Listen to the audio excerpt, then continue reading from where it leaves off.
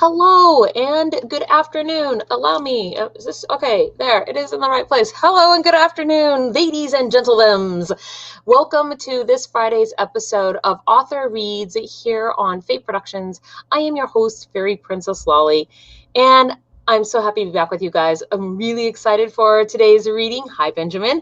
We'll get to you in just a second. Before we jump into all of that, though, I do have my obligatory please like and subscribe and ring the bell if you would like to get notifications of our shows, because we will be back here again on Sunday as well for Handmade Home Shopping. And if you're watching from Ye Olde Book of Faces, I just want to say real quick, because I've noticed in the last few shows we've had some new people. You need to go to StreamYard.com/Facebook, very easy, and just click the permissions button on StreamYard so that we can see your name on Facebook when you make comments. Otherwise, you just appear as a Facebook user on our end. Not on your end, but on our end. And so then I have no way to differentiate between Facebook users. So StreamYard.com/Facebook if you're watching from Facebook. If you're watching from YouTube, you guys are fine. And also, I want to give a shout out to today's show sponsor, which is the Eclectic Marketplace.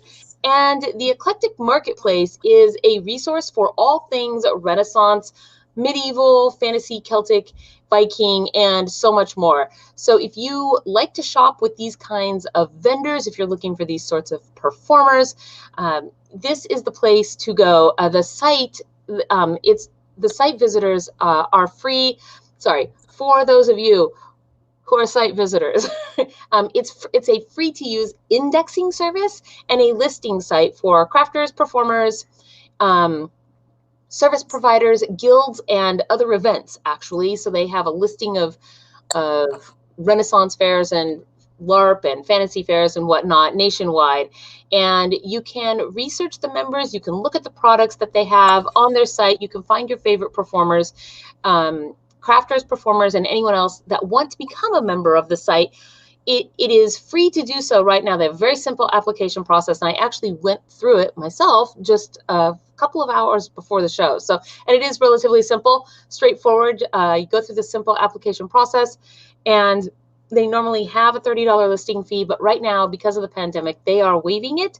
So now is the time to get your business out there. If you're a handmade Renaissance fair, festival, vendor type person or performer, this is the place to go to, because it is a compilation of everybody. It's a nicely laid out website. Go take a look at it. It is going there in the ticker, and it will be in the low bar after the show as well. You can get a basic profile for completely free always, and you can upgrade if you do want to for the $30 annual fee, and that will allow you to have more pictures and other bonuses that go along with your listings. So please go check them out and give them your support if you want to support these us small people, right? So, okay, and with that said, that is that. And so welcome to the show today, Benjamin. Hello. Hey, how are you? I am doing well, and you look amazing. I'm so excited to have you here. Oh, this little old thing. I just picked out a good piece of hair and just went to town with it. Well, you went to town in a Bentley, so yes, exactly. Well, so if you will, please tell us a little bit about yourself and a little bit about just your writing, and let's hear about what I see. Okay, well, I'm a nerd, point blank. I mean, that's why there's a bunch of 80s toys and such behind me. I'm a child of the 80s, and I'm never letting go. Well, and also, I'm really, really gay, as evidenced by also the hair, the makeup. But I'm not just the sum of those. I'm a little bit of everything else. A nerd, a classics nerd, a nerd of toys.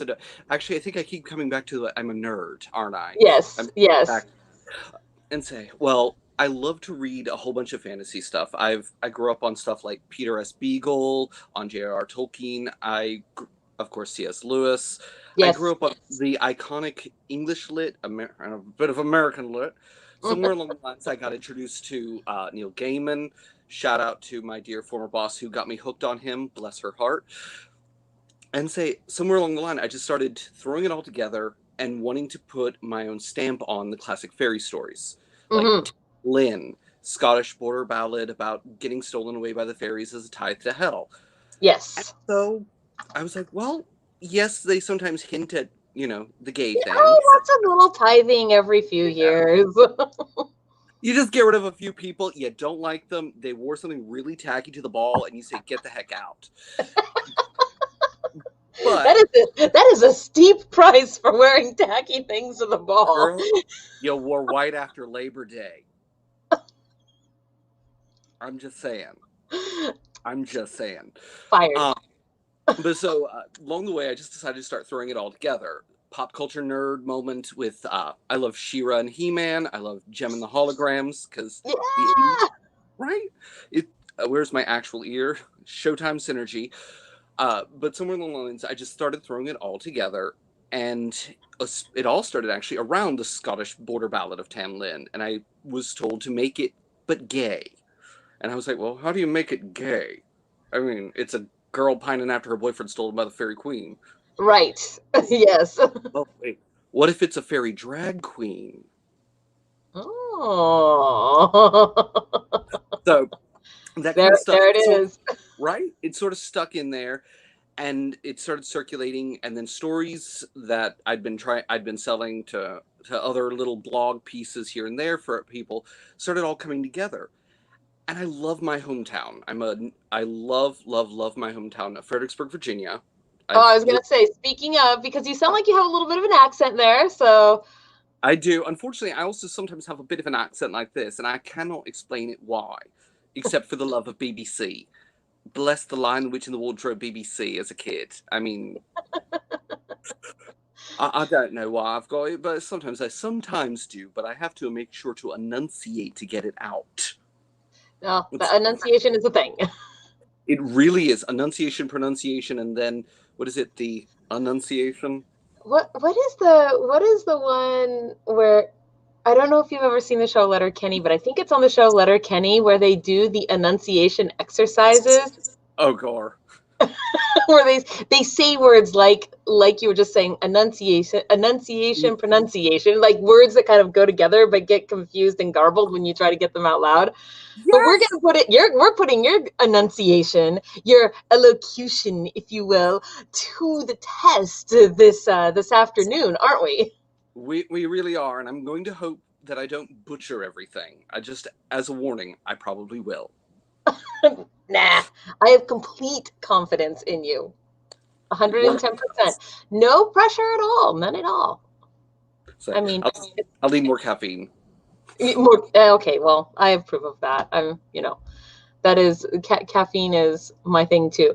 Although right now it's apple cider because fall, and I've just all this week have had the apple cider craving. So I love the fact though that you have made this play on your books off of actual folklore, because I was reading the synopsises that you had. Synopses, is that the proper term there? That you had synopses, that you had put into the form when you filled out the form, and I was just noticing all of these little shout outs and call outs to actual folklore, which I love, because that's kind of what we sort of do here, right? We have a very modern take, if you will, fairies and technology, but hey, I believe that all of it has to evolve together, right? Yes. So you cannot just live out there hugging trees forever. At some point, you have to go into the village, right? No, gosh, yes. That was one of each of them, as they are indeed like influenced by different folklore. Like, say, Velvet Slippers was super influenced by the 12 Dancing Princesses. But I hated how they made it sound like, oh, the girls, they should be punished for wanting to dance. How dare they? How dare they? Harlots. Exactly. So I was like, how about let's not make the dancers per se the punishment? Or the piece called Cocky King Neckbeard. It's a play on King Thrushbeard. Wow. And I have to read whatever this work is that's called Cocky King Neckbeard. It's part 4. Yeah, part 4. Yeah, it's a short piece. It's where the central character, Ms. Nomer, the drag queen fairy, puts Yes. Cocky King Neckbeard in his place. I love that. It's great. We just call him a Neckbeard. I'm so excited to hear about these things. And I have a question for you real quick that is not exactly book related, but sort of book related. So you're like, oh, I just threw this together, right? Nobody just throws together their awesome fairy fabulousness, right? Without this being something that they sometimes occasionally make excursions into the mundane and human world to do. Yes. And with all of those Funkos behind you, I feel like maybe you are a convention person. You are. Authors tables. I've not yet gotten to do an author's table because my last year's FairyCon was my first one with the book Ooh, published. Baltimore, right? FairyCon. Yes. Yes, FairyCon. Oh my gosh, God. is your cover holographic? I did a special edition when the book was launched, and I took the regular cover and then took holographic clear cellophane and hand glued it, like literally cut it and intricately glued it to the actual book. How do I get one of those? We can talk. That's amazing. Okay, I went blind doing it because I had to do it outside in sunlight. Oh. I had 25 copies to do in broad sunlight. That's like staring at a white piece of paper in the sun. Just you go inside and you can't see anything. Yeah. No. Well, so shout out then to FairyCon, since that is like, yes. Okay. Shout out to FairyCon. And I've been to FairyCon actually a few times. It's been amazing every time. So, that is sadly the FairyCon West, when they did that, didn't really last quite as long, but the FairyCon East has managed to be a staple, for which I'm glad. So I shall have to go back. Well, yes, right. All right. Well, so you're going to be reading to us today from that cool holographic book that you just held up, A Queen of Blood and Glitter. Yes. Okay. If you could just give us a little bit of a quick synopsis, and then I'll turn the camera over to you entirely, put myself on mute. Everybody who's in the audience, if you guys have questions or comments while Benjamin is reading, please feel free to put those into the comment section. And then after he is done reading, he or they, I'm sorry, I should have asked your pronouns. He. Okay. After he is done reading, then we will put the questions on screen and he can answer them for you. Or us, because I also like to have the questions answered. So I guess it's us, right? You have opinions and you're going to share them. Well, you can. So around the world in backsnap. Yeah, that works. Snap. Yes, yes, that's the one I like. All right. Well then, sir, please give us the synopsis, and here is your screen. Thank you. Well, right now, so I'm holding up, this is the regular edition copy of Queen of Blood and Glitter. It is a series of murder mysteries and miniature mysteries, all interconnected within the city of Carterburg.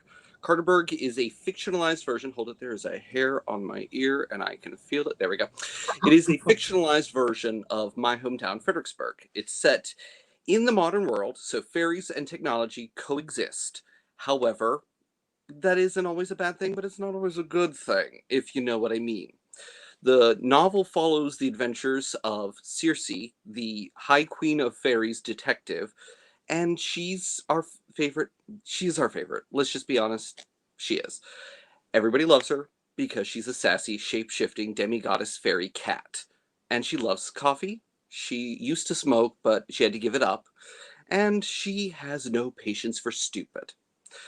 So each of the mysteries has her permeate and come through it just somewhere along the way, but every single mystery seems to interconnect and come back to the fairy drag bar, the crossroads. Oh, wow. The crossroads, which is where Ms. Nomer, the half-fairy drag queen, who is the titular, or at least the cover moment, she is the central figure, whether she's telling the story or not. The piece that I'm going to read from part 3, Velvet Slippers, Worn Through Night, is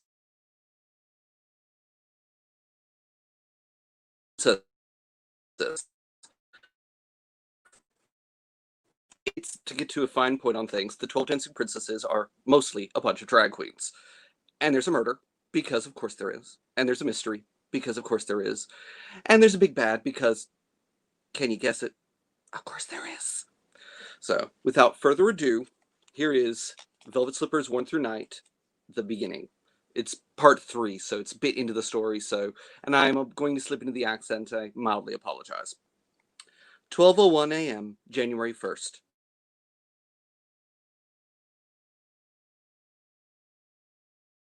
Of them turning the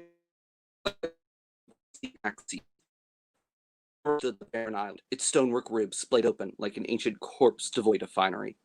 They, the survivors, and the cursed, crowded close upon the cracked marble tile and felt the deep, rolling boom of a bell through the thin fabric of their dancing slippers and the pads of their feet. No rockets flared to celebrate the moment, although the heavy golden glow suffusing the midnight sky could be likened to fireworks and their splash of arcs. In the unnatural light, the vines twining the columns and broken arches looked like coiled serpents awaiting prey. 12 melancholy tolls echoed through the air and stone, slowly fading as they cradled the whole of the world about their dancers and the damned. 9 figures stood within the tumbled hall, 8 in various states of terror, horror, misery, and awe. The 9th stood in their center, long night dark tendrils of energy cascading over scorched shoulders awash in light. The glowing silhouette stood at its zenith, bathed in newborn light and crowned in cold surety. Time would once again come to the hollow island. Life would spring. A curse was cast. The cycle would begin.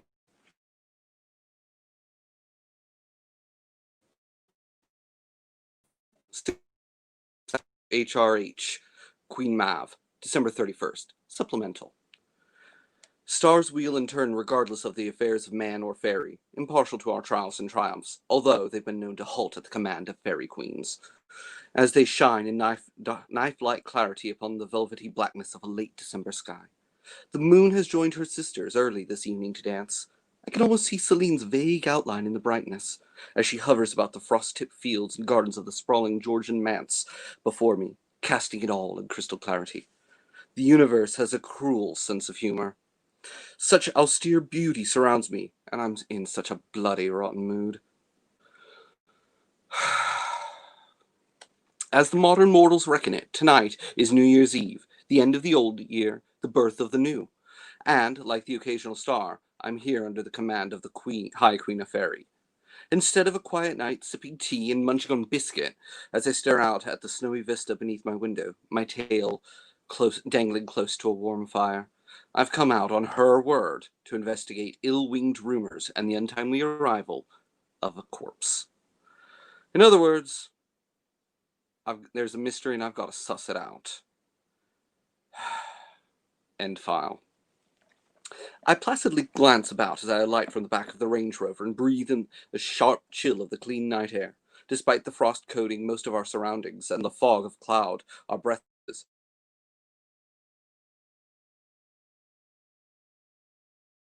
Brag. We have arrived at this impressive home of the landed gentry, a lovely pile built about 200 years past for a lord of the old families, when he emigrated to the States, in the mud-flecked vehicle used by a rather pungent groundskeeper. In his ramblings about the whole estate, instead of merely appearing and walking across. Propriety must be observed. After crossing the vale from the hollow hill into Carterburg proper, we had but a few moments to thaw out in the warm lobby of the Cobblestone Brewery, my favorite small bookstore cum winery, downtown, before the oh-so-taciturn groundskeeper arrived to pick us up. Goody. A 10-minute drive brought us out past the bright lights of town and the sprawling suburbs to the White Oak area. Farms and giant estates litter the countryside on this bank of the river.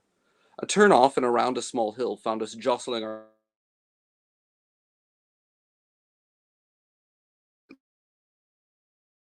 Christmas sparkles with candle and electric light streaming from every window and swag upon every casement and portico, wing and column.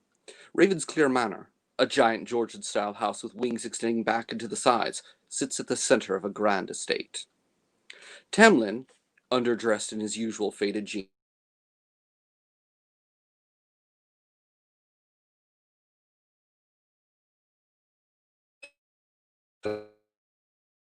My escort to tonight's fate.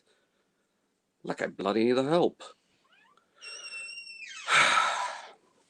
Despite our long-standing friendship, I've been almost as frosty to him as the air surrounding us during the trip. I know it's both petty and immature. I'm resentful as feck for the help and resentful at my resentment. Hence my foul mood. Regardless of my dislike on sharing the assignment, sleuthing for the Queen is my thing, okay? I've been her royal finder or imperial spy master or court investigator or whatever iteration of the title she has decided to call me for centuries now. And Tam and I have been bosom buddies for literal ages. I guess it's about time I acted like it. My gaze meets his as we cross the portico, and I just can't help but smile. Between my peevishness and his taciturn image in public, we present quite a stern pair. However, behind the facade, Tam has a wicked sense of humor and pulls the honest, pneumatic faces when he knows I can see them. He enjoys trying to slip past my composure and make me laugh. Look the fool. Me? At this very moment, as he gallantly holds the sturdy maple door open, he tips his head downward in seeming deference as I pass, so that I, and I alone, catch the eye twirl and goofy expression he might.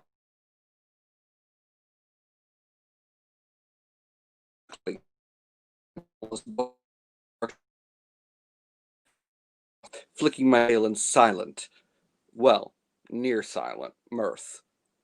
The other bit of my foul mood, and let's be honest, it's gonna come out, while I prefer to do my sleuthing in my honey golden furred feline form, like I am right now, tonight's activities will require me to don a bipedal shape.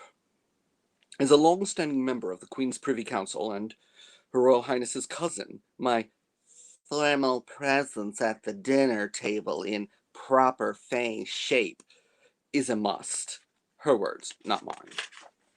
And while a fairy's body is infinitely more capable than a mortal's, a she-cat shape is even more useful in a mystery solving than a courtly fae form. It's much easier to do shit when you go about in cat.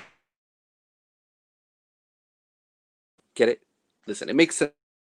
While I'm using these assumptions about me to my own best effect when I'm at home in my office, there's just something incredibly vexing when folk can hear my name and see my face out here in the real world. That just gets to me. The questions and verbal barrage start to flood forward, and yes, I totally care about the stories you read about me in freshman English.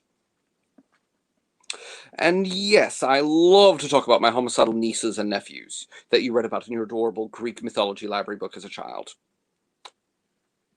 And on and on and on with such unoriginal insipidity that it just gets to be too damn much, you know?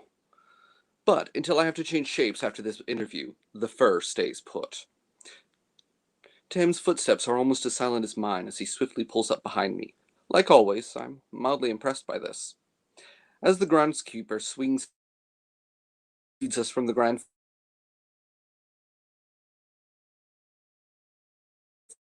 of his steady rhythm of the grandfather clock, not near and yet not terribly far off, as it tolls the passing moments. The faint crackle and sharp smell of charred hickory waft from an unseen adjoining room, and I slowly notice how thick and cloying the silence about me is. The house's stillness threatens to entomb us as we wend our way. For all of its grand feel, for the largesse it displays to the world outside, it's as if there's no heart, no life, nothing anywhere that we've passed in this house. There are no murmurs or quiet voices to flank us as we continue down the long, formal atrium. The groundskeeper, I should probably have learned his name, shouldn't I? Oh well. But his accent is thick and my patience has been thin today. I blame the cold and the smell of, well, anyway. He drags us along behind him. He's led us past branching hallways and several pairs of sweeping staircases, along through a crossways hall, and finally towards a door, a beautifully carved set of double doors. As it is a most unfashionably early hour, even out here in the country. Despite the evening's dark, I should wager that most of the house guests are still in their upstairs rooms preparing for dinner and tonight's party. A curt "Hurrumph" from our fragrant pathfinder heralds our entrance into the great house's library. A warm, edge-softening mix of candlelight, burning hearth, and sodium lighting suffuses the room with a wonderful charge, an electric mix of old-world charm and 21st century gadgetry. It fills the room with, oh, gosh, with loveliness. The whole of the room just seems to converge upon this large wooden desk, squat and old. Behind it, sitting in elegant repose, is a handsome gentleman of middle years and well-tailored suits. Edward Brennan, the Lord Ravensclear of the Parliament of Realms and loyal retainer of Her Majesty, Queen Mav of the Realms of Faerie. I catch a cool, heavy-lidded gaze, and can't help but note his periwinkle eyes are so pale they're almost monochrome. Here is a man who radiates self-assured authority and control, so ingrained it's almost disconcerting, if I'm going to be honest. Good evening. His strong voice holds the soft tone of an indeterminate accent. Sir, presenting my Lady Cersei and my Lord Tamlin. Welcomes to her Ravensclear Manor. I trust your ride over was a pleasant one. His eyes pass from my face and up to the old groundskeeper at Tamlin's shoulder. That will be all, Wooster. The door clicked softly as he closed it behind him, leaving the three of us alone in the room.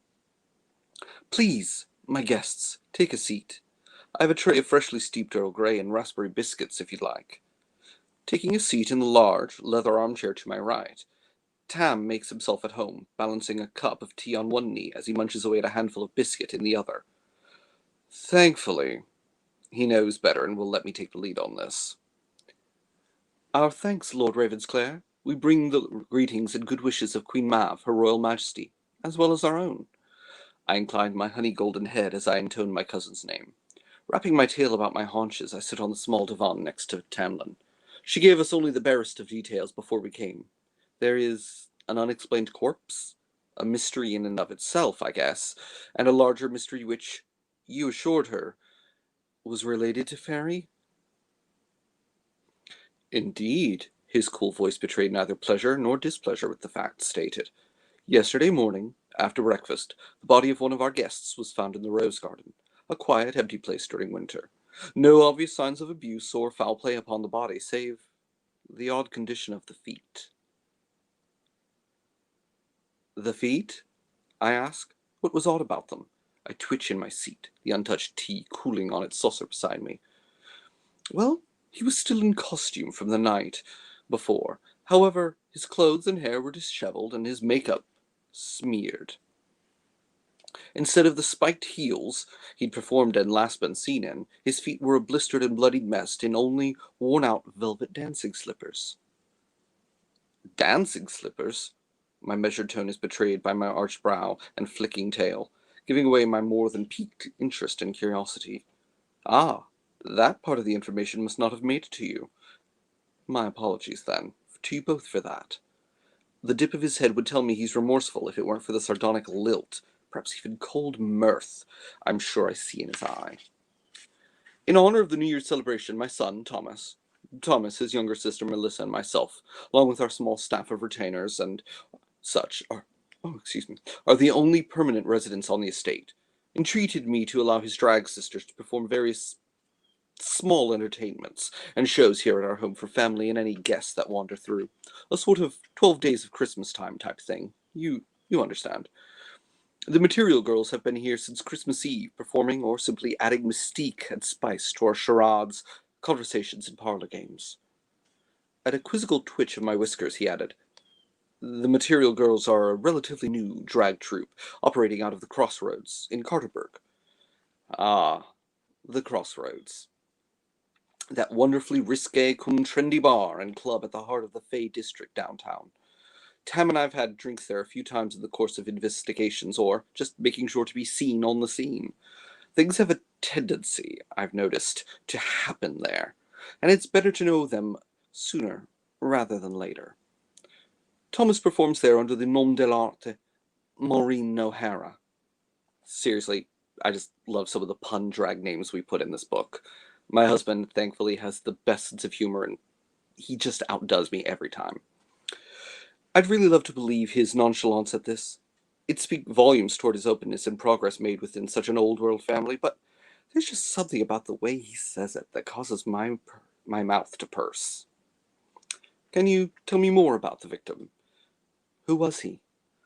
Putting a small tablet from atop his desk pad, he read the first details as from a case file before slowly looking back across to me. Ryan Marks, he was 33 years old, 5'5", with a shaved head, brown eyes, and he was single, no family. His stage name, and I can't believe I get this joke, was Claire Media. Tam choked on his tea, nearly toppling the porcelain on the chair's arm, and I spilt a bit of my own before we could regain our composure. Setting the tablet back down, he continued. He did more of the dance-heavy, showy side of drag, from how I understand it.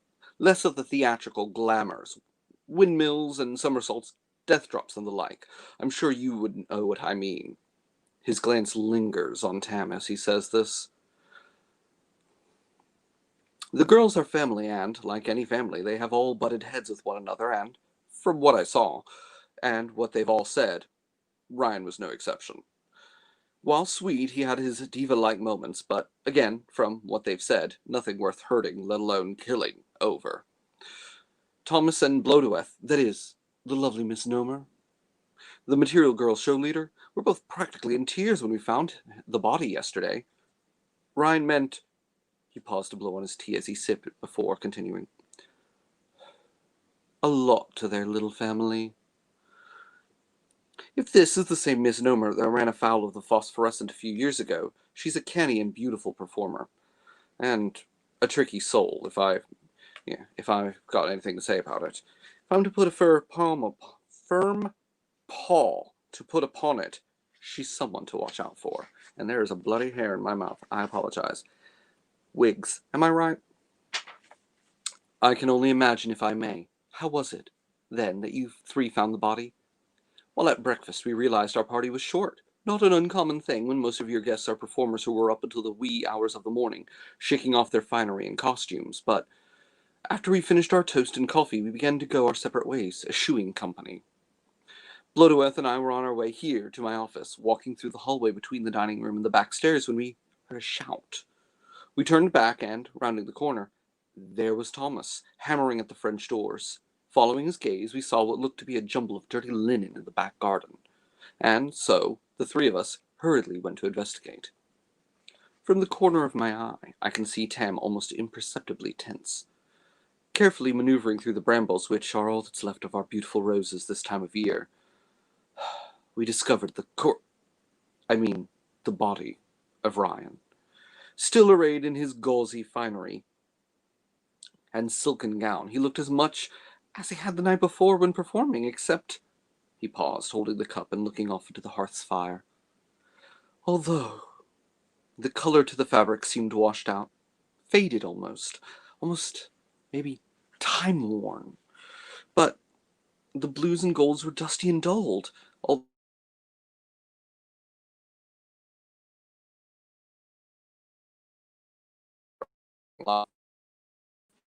his eyes cut across us as he continues, his voice even, and the pair shook behind me as I took a moment to look over Ryan. His leggings and skirt were stained with a strange, glittery mud at the hem, and blood was flecked upon the sides of the silver dancing slippers. Their bottoms were torn and ragged.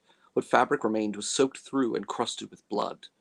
He was laying on the ground, much as if he had fallen in a swoon or faint from exhaustion. Not a pleasant, although hardly graphic image, if I'm honest. Ignoring my now tepid tea, I hopped down from the chair and paced in front of the desk, my tail twitching. This seems, despite the odd circumstances, rather more like a case for a mortal detective. Sounds like he died from exposure, asleep or unconscious in the morning frost. What reason did you ask for the intercession of the royal court of Faerie?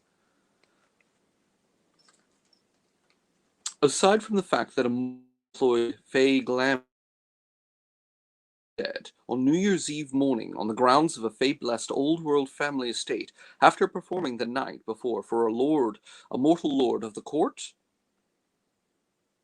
He raised a sardonic eyebrow to punctuate his statement. Not directed at me. I might find such a maneuver rather handsome. I might. I'm not currently. I want to make that clear. If I might be so bold, he continued, the body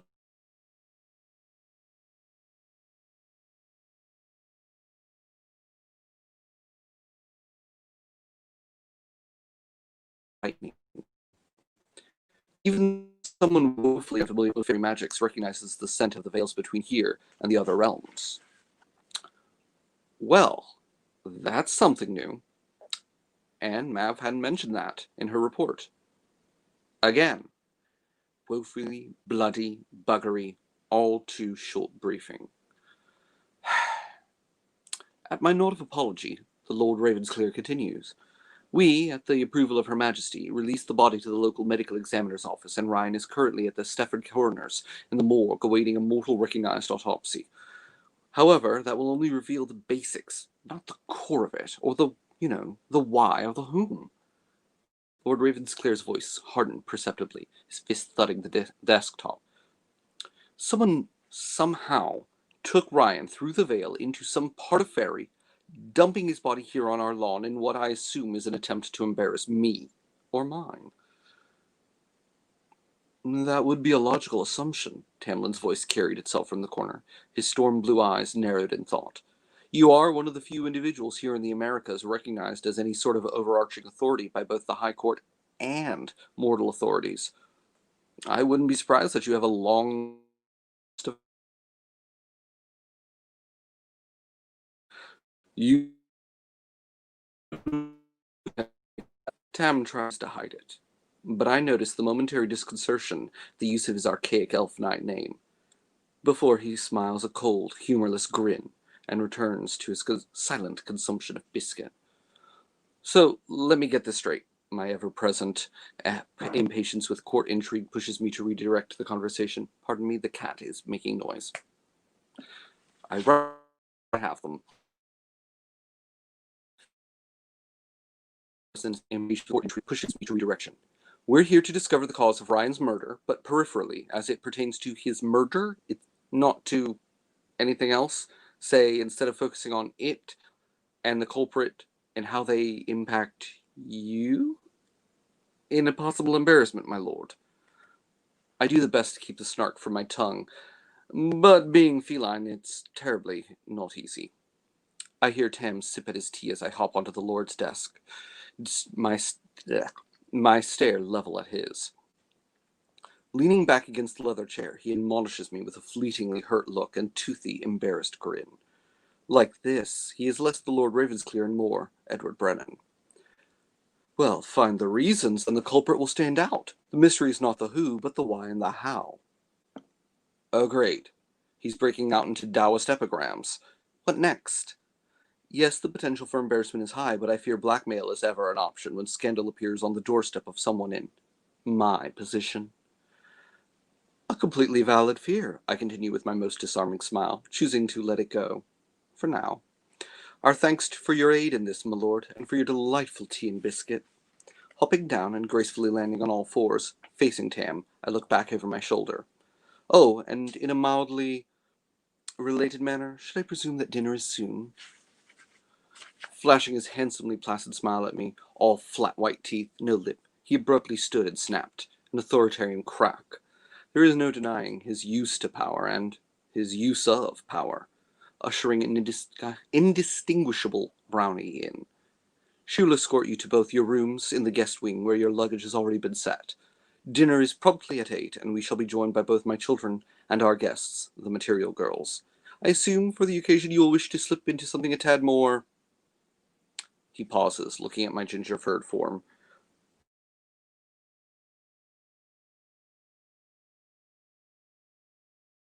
Formal occasion... I should advise you that the queens will be attending in drag. Whether high or relaxed, I cannot speak for them. where I presume you shall be able to discreetly question them and those of my household as you wish, guest or retainer. As it is New Year's Eve, he turned from me to Tam. I am sure you're aware that there shall be a fete, a small show and a mask afterwards, but there should be an interval between for any fixes and wardrobe adjustments you might need. Recognizing a dismissal as heavily handed as that, and ham-fistedly delivered, as this brooks no argument, I smile and nod in assent, twitching my tail and whiskers as Tam and I follow the lavender and black-garbed brownie out of the study and up one of the nearby curving staircases. We pass niches with ancient busts staring blankly out at us and backlit stained glass windows. I lose track of the myriad Regency and Empire-era pre-Raphaelite paintings. They all blend together. Impressionist, romantic paintings, they line a more homey wall as we wend our way deeper into the house. Despite the presence of guests and what I presume is a considerable staff, the palpable silence seems to permeate the halls of this venerable old mansion. Its wards and barriers cast and built in its timbered bones create a distinct taste upon the air, a sweetly honeyed staleness. Your share, mum, and yours next Arthur, the stooped brownie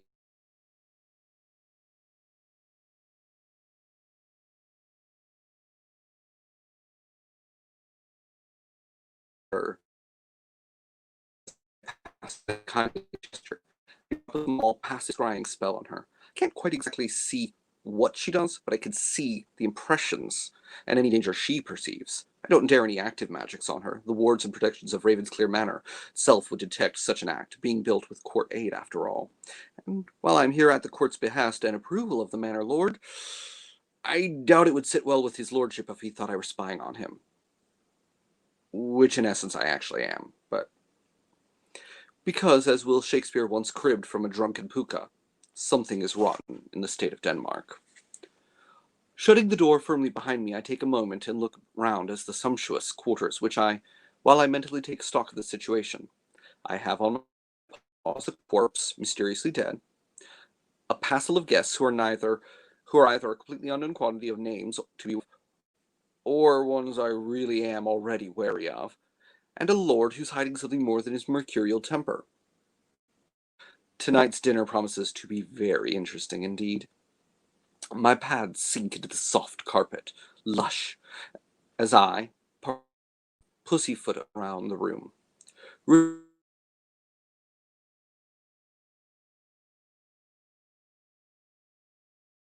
Large window stretches it, looking out onto the rime-riddled lawns. Strutting to the foot of the bed and the beautiful antique chest where my garment bag sits, at my back I feel the heat coming off the just shy of gaudily ornate fireplace behind me.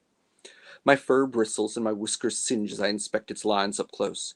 Golden cherubim hold the grill and wood, keeping the fire at bay and warming the large room. Framed in marble and gilt, fluted columns support an enormous mantelpiece hosting a 6-foot-wide mirror which reflects the soft glow of the room. If Tamlin's boudoir is anything like mine, he's terribly happy right now. Standing on my at its contents. In front of several other pieces, the beautiful outfit for tonight that Brandywine made at our queen's behest is stunning in its austere beauty. It would be a shame to let it go to waste, wearing only its seeming and glamour. To wear jeans or something completely comfortable beneath. Oh, how I want to wear something comfortable beneath this. Satisfied with the justification for what I'd have to do regardless, I return the garment bag to the trunk and brace myself. I assume from his pointed remark that Lord Ravensclear is, 1, aware of my reluctance to abandon my preferred feline form, to wear my more human face and courtly shape, and 2, has either braced or at least warped the house's wards here in my room, so that my shifting right now isn't an issue. Either way, I let the magic ripple. The presence from the house's wards is insistent at first, unyielding to my entreaties. They push against me, until, with a full-bodied hum, my own power tumbles past them. I can feel the folds of glamour and the knit of bones as my body shifts and contorts. Feline grace gives way to human limbs. My paws elongated, supple, midnight purple, nail-tipped fingers appear as the russet summer red gold of my fur disappears into the olive-dappled creaminess of mortalish flesh returns. Cascades of raven-winged hair sprout from my head, while rosy and brilliant golden filaments glitter amongst them, catching the rich light of the fire and tumble over my shoulders as twin horns of feathery brazen light spring forward and then up. Despite these physical changes, I retain my preternaturally green-gold eyes. They remain the same, no matter the form I wear or image I eschew in favor of another. Nude, I stand. I'm certain the wards allow any to see if they're watching my room. Magics of any sort will have triggered even the most passive alarms, let alone the force I exerted with the shape-shifting of this level of reality. I could have exerted myself further and rewritten the wards. Even now, on the back of my tongue, I taste that I could disconnect them with an almost joyous ease. However, neither seems prurient, appropriate, or practical. In someone else's home, or, let's be honest, it's not all that important either. Mortals, like Lord Ravensclear, seeing me in the buff isn't really an issue. They've sculpted, painted, and sketched or imagined me in various states of undress for thousands of years. I am hardly moon-cold Artemis, prudently holding on to some outmoded sense of extreme chastity, hunting down my admirers, nor am I some ill-prurient sexpot like Aphrodite, tossing my bosom to the world. I am Circe, demi-goddess. I am daughter of Helios and cousin to her royal majesty, and I am in possession of myself. I belong to no one. Save me. So it isn't the lack of privacy which mildly grates on my immortal nerves, and yes, I am aware of the hypocrisy of my spying on him but not wanting to be spied on in turn.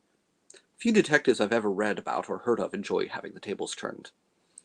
Lifting the garment bag, I hang it on the back of the door to the bathroom our two rooms share, and knock, calling through. Tam, are you decent in there? Never, a muffled reply comes through the wood. But don't worry, it's a huge bathroom.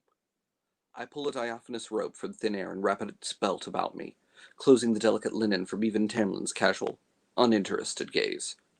Opening the door, I'm surprised, again, at the luxury. Travertine marble tile lines the floor while pewter and porcelain fixtures abound. Two very large vanities with enormous sinks face opposite one another on either end of the room, against the ochre-colored walls, with two large claw-foot tubs surrounded by silken screens and palmetto plants between them. Color me impressed. I'll nab the watercolors then, see. And this is just a guest bath. Can you imagine the camp and ostentatiousness of the Lord's Loo? I can only guess. I lean over, looking through the open door into Tam's room. As I'd guessed, it's perfectly mirroring my own in comfort and in style. I'm feeling the urge for a deep soak. How about you, Tam? He smiles as he's made himself at home, draping a duffel bag over the side of the sink, tawdry romance paperback and hair products can spilling out of its side pocket. He's already pulled off his shirt and reaching for the bath bombs to produce a deep, sudsy soak in the time it takes for me to pick up the fallen novel. By the way, you may not want to look up.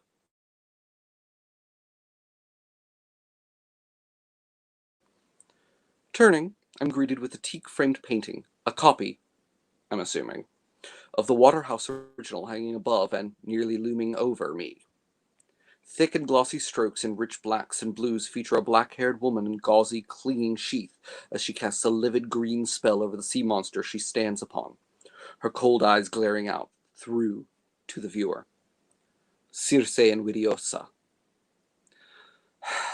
But of course, our host would have the sardonic humor to be sure this is in my bathroom, wouldn't he? Ignoring the fairly accurate image, the nose is spot on. I too nab a bath bomb and turn the tap to produce a warm, lavendery bath. Extending a painted screen from the wall and tossing my robe over its top, I slowly sink into the soothing, effervescent waters, their bubbles tickling my skin. Reaching for my tablet, I scroll through a succession of options, savoring the fizzy soak, before deciding to simply reread one of Ellen Kushner's novels. I lose myself, quickly, in her evocative prose, intricate sword fights, and the gritty beauty of Riverside. Fantasy will always have its place in my immortal heart. Sinking into the steam, I let the stress of tonight's impending investigation disappear as I relax. And thus ends that chapter.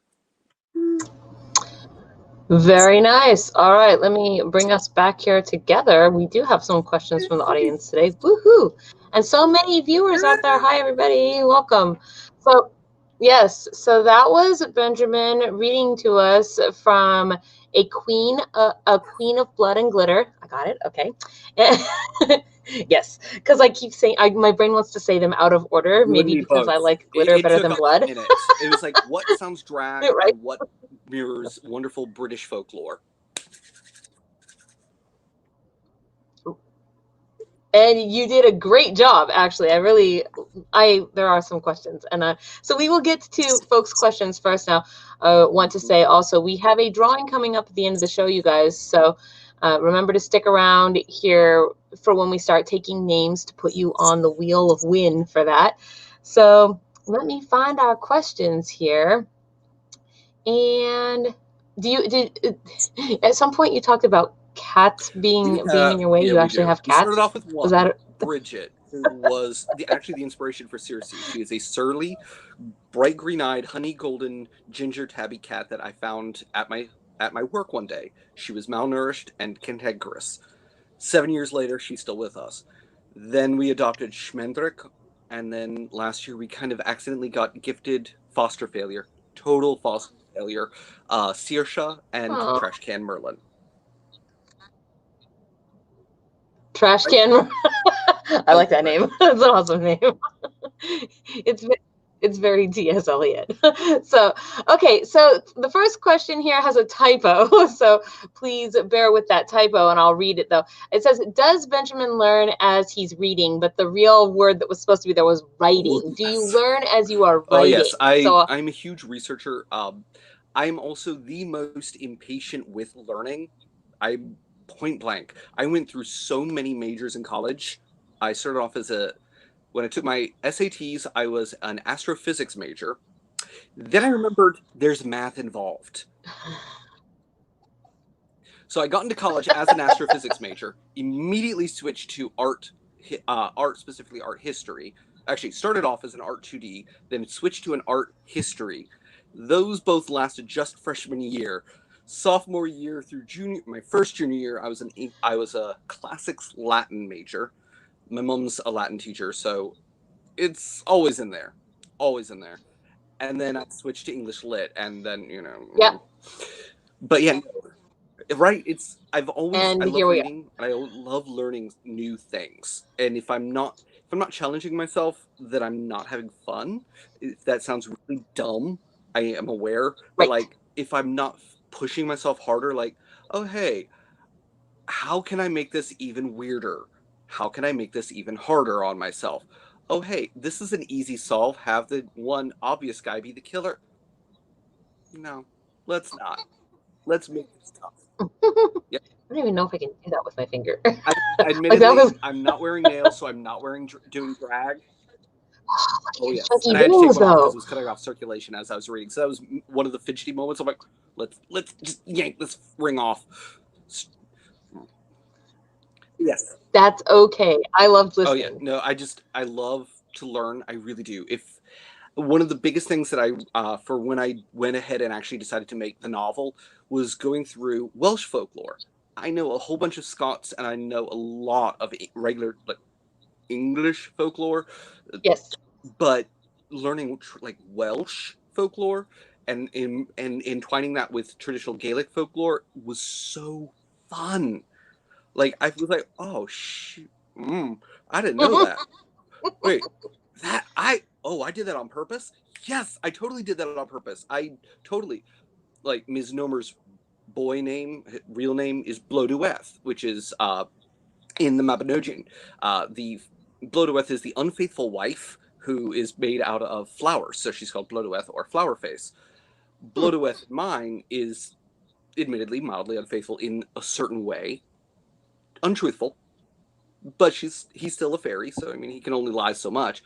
But he's called Flower Face because he has these 4 petal marks on each side of his cheeks where he raked his fingernails through his face. Aww. So it's actually the moment that happened when I realized the folklore moment of that. I was like, oh, that explains everything. Mystery solved. I I didn't do. expect it to The happen. characterization of some of these things is that you Oh, have chosen to do is awesome. So we have here from Newt. Do you take inspiration for your tales from any modern events or modern people? I mean, I'd be lying if I said that the person I mentioned as a dead body just now in that case was somebody that I know and don't like, and I may have used. I'm sorry, I'm laughing because I see it all the time. It's like in author groups and Oh, Twitters and memes where they say that don't ever mess with an author because they'll write you as a character and then kill you in their book. hmm he was. He's a lovely person from many accounts, but in my dealings in many years ago, my husband and I used to do drag. I dabbled. But many years ago, so there were some. So I know the insides of it, and there are some people that I know from the days that I'm like, I love you. We're still friends. You know what? You're gonna end up as a corpse on page 3. Just you don't even get a line of dialogue. I don't even get a line. That's Yeah, what we call an extra, right? You're the he is unpaid corpse number talent. 3. Oh man, I'm dying. Okay, that's Whatever. great. But and like I do take for the sequel because I'm working on the sequel slowly but surely. Oh, that answers one of my questions. Oh, yay! I am working on the sequel. The events of the there's a huge chunk of book 2 that originally was centered around my version of the Stonewall riots because I gay history is huge and Marsha P. Johnson is an iconic hero. However, Okay. being things as they are right now, I've been a little leery about how I want to address protests and riots because I don't want to see people thinking I'm just trying to cash in on anything because I'm not. Right. That's super fair. But man, these right now you can't do anything without it seeming like that. I'm sure it just everything is on fire. So everything is just crazy. So I don't think it does not come off that way by any stretch of the imagination. At least not to me. I hope not. That's my goal. Okay. So let's see. We have who is the I think that I don't know if that should say funnest or funniest. I'm going with funniest. Who is the Oh, funniest character you ever wrote and why? I'd love to say it's actually me because before I started writing started getting picked up for fiction, I actually wrote nonfiction humor. I was published for humor essays, and I gave myself the best lines. I stole them from other people, but I gave myself the best lines. Like I would give myself such scathing moments, like perfect internal dialogue moments, be like, mm-hmm, you wore that, really. Mm-hmm. But uh if I have to give actual like outside, it would Mm-hmm. either be Circe because everybody loves Circe. Like I've been told that if I ever want to write something that's not specifically centered around Misnomer and Carterburg itself, it still has to be Circe. And so Circe is the most beloved laugh moment. She's a dry wit usually, though Yes. sometimes she does like to give a really raunchy, I hate to say it, balls to the wall humor moment, and she will. She does. I mean, She she kind of is no, sounds like that sort of sass based on what you read. she is. So Just yeah, no Circe, no fear. no pressure at all, none. Okay, so let's see. What are some important lessons that you have learned since you started writing? Spell check is always my friend, but it's also my enemy. Oh I am man, a true. I, I am really good at apparently inventing it. Somewhere along the lines, I started spelling bloody like you're saying ruddy. So I spell bloody Bluddy. Couldn't tell you why. I just do. I could not tell you. It hates me.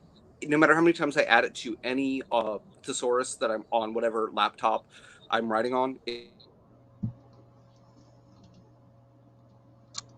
Uh-oh, you froze on me.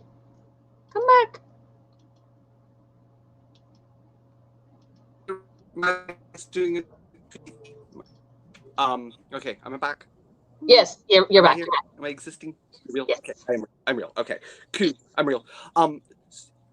Aside from that, probably the biggest like crafting lesson I've learned has more to do with trusting my gut, because a lot of the times I will just sit there and I will plot and I will plot and I'll sit there and I'll be like, I want to do this, I want to do this, I want to just let my gut lead me. Like, these are the 5 points in the star that I want to hit. Yes. Just let it happen. Just let it happen. Because you can always cut things later. It's one of the things that we say whenever we go doing some filming on location here for the channel. I always say more is better, because I can always cut things, but I cannot invent things out of nothing, right? So I have to have something to work with. So, real quick, so I have a couple questions that I'd like to ask if I can. Go for it. But before I do that, I want to say, everybody out there watching, and we have a bunch of viewers right now. I'm so happy. Please, you guys, now is the moment to put your name into the comments after I just ask my quick question here to Benjamin, and he has time to answer. Then we will do the drawing for the free ebook. And if you are on our Patreon, you will automatically be entered. You can also put your name in the comments for a second entry for a maximum of 2. And also, if you're on our Patreon, we will be having bonus content after the show for patrons only. Thank you, Benjamin, for that. And so, yes, now is the time. Put your names into the comment section so that I can get them added onto the list. And now I'm going to ask you. Okay, so there was a thing that I just want you to speak to. It's not exactly a question, but my guests for the dinner this evening are my children and the Material Girls. Mm-hmm. What? I mean, come on, Madonna. Yes. I would never purposely constantly mention Madonna in some way, shape, or form at all throughout the dance numbers in every single option. Yes, they constantly do reference her because I love Madonna. I do. They are the Material Girls.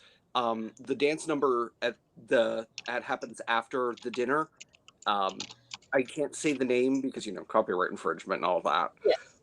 But Circe comments on Lady Ophelia's commitment to the song when she wears a pair of what are those cordless phones hanging from her ears, because she is hung up. AirPods. The actual phone handles, like the receiver. She's having phones hanging from her ears because she's hung up. But I would never say that out loud. Oh man, I love it. That is great. Okay, so another one of my questions. Wow, I had a whole bunch. Well, you answered the one about the series already from the other person's question. Let's see. So I am curious about. Where'd you go? Come back. It's frozen. Nope, I got you back. Yeah. Okay. Okay. I have a question about what your opinions are on, since you have interwoven so much classic folklore, fairy folklore into your writings. What are your opinions on 2 things? First, modern or more modern, or even just like right now in today's modern, like Carnival Row style, or modern fairy folklore. What, do you think that this is a detraction from the idea of fairies, or that this is the truth of the idea of fairies in its evolution? And then 2, what about non-European centric fairy folklore? Oh, I need more of it. More is better. More. Yes. Bigger the hair, the further people have to stay from you. So more. I love any interpretation.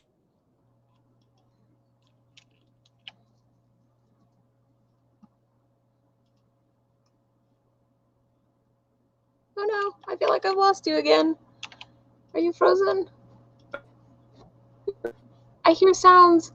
I don't know if that's just happening on my end or not. No, it isn't. I'm hearing you clearly right now. Can you hear me? Yes, I can. I can see your wig. That's the important part. Your image is being okay. Copy, but your voice is coming through, sort of. I don't know what's happening right there. Just stop it. Internet imps, quit it. I slapped the internet. Yeah, I love this. I do love more. Oh, Schnickerdoodles. Ooh, What? what's that? Ooh, funky. Cool. Oh, this is the Wheel of Wind. Ooh, thingies. I see thingies. Yes. So these are all of our Patreon patrons, and then I am also putting the names onto here from the people in the comments. So I only see a couple, but that's oftentimes because many of the people watching are already in there.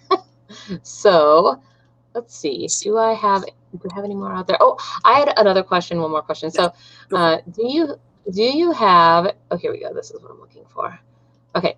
Do you have what is your magical name? Because right now you're on the show, so we're going by your actual author name. But what is your magical name, oh beautiful creature before me?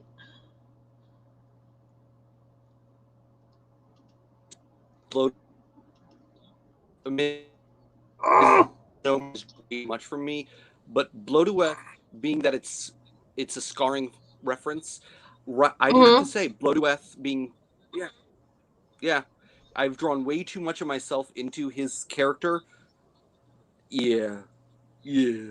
I am a misnomer. I'm a pun. And what type of creature do you identify with here? There are so many types of fae. I would probably be the closest would be just a simple trooping court fae. I'm generally the one that hangs out in the background. I help create a few things that are pretty. I have a dagger at hand. Sometimes I stab it into people. Sometimes I don't. If you're in my way and I think I can get a little further ahead, I mean, is your blood glittering? Then I needed to spill it. Yeah. Oh, I suddenly had this visual image of drinking those drinks that are the swirly kind, right? Just I know. Okay, so here we go. We are going to do this. So today's Wheel of Wind spin is for a free e-copy of this book. And then also after the show on our Patreon channel, we will be having patron exclusive content. And Benjamin, will you tell everybody what that content is going to be as I spin the wheel here? It is an excerpt. It is what is considered a true deleted scene of the original version of all these characters. It's called Fragile Fields of Gold, and it is the original version of many of the characters who appear in the book. Circe's not there, but her original form, a shape-shifting dog. I know, cat, dog, different. Tam is there. He's still the very handsome, very, very, very handsome love interest for the currently in the book, not yet introduced, but you'll get there, Simon. And okay. Simon, of course. And okay, so I'm going to push the spin. I'm also gonna like throw this up here real quick. Here we go. Yes. And okay, Nadia Troche. I think I'm pronouncing that right. I'm sure I've got Nadia right, but I don't know about the Troche part. Maybe it's Troki. But I would say Troche. But congratulations, you are the winner for the ebook today. And I will get in contact, of course, with you so that we can get you hooked up to get your ebook. And also, I mean, it basically brings us to the end of our show here. And I want to thank everybody for joining us. Thank you, Benjamin, for being here. Yes, all of your information is going in. It has been going on and off all throughout the show in the ticker. It is in the low bar on Ye Old Book of Faces and the YouTubes, so that people can find you after the show as well, with all of your links to Amazon, Instagram, Twitter. Yes, follow you on all of the places. I've already gone and done the likes and the follows. So yes. So thank you everybody for joining us. So I do want to say one thing before we go here, is that we are doing, and I'm putting this out there because we need time for people to sign up, but this year we are doing a sort of white elephant Tooth Fairy candy exchange for Halloween, since there are so many people that can't go out for Halloween. So we're going to do it here live, and we're going to do the sort of Secret Santa candy exchange with anybody that wants to do it. It's totally free to participate. Would love it if you guys want to sign up and participate in that. The link is right there for you guys to be able to do it. And then we're going to do unboxings for everybody live on Halloween. So yes. I mean, I don't know what I don't know what it's like in where you're from, but over here it pretty much rains on Halloween every single year. So, you know, being inside, not so bad, but also Halloween is on Saturday this year. So yeah, Yes, we actually have a whole schedule of events for the evening. We're planning on streaming all night. So it should be a fun thing. And I just wanted to throw that out there for you guys. Anyway, is there anything you would like to say, Benjamin, before we let you go today? Oh, you look so fabulous. I want more of you. So do you. You look gorgeous. Thank you. Sorry, I just played with my wig. It's so easy to do. I almost screwed it. It looks awesome, though, and your horns and everything. Who made that for you? Give a shout out to that artist if it wasn't you. It was me. It was you. Okay, I'm so fabulous. Like, it's 6 skeins of yarn. No, 7 now. Ooh, that is a lot. It is, and it's the good yarn too. I can tell because it's like big and thick, so it must have cost a pretty penny to do that. Oh yeah. It's the benefits of working with craft retail. I have occasionally had access to cheap, and that helps. But lots of patience and lots of hot glue and a good visit to the hair store. And the horns and everything. Oh yeah. Admittedly, the horns Walmart. Well, hey, the keeping your production costs down is a thing, right? Yes, it is, especially these days.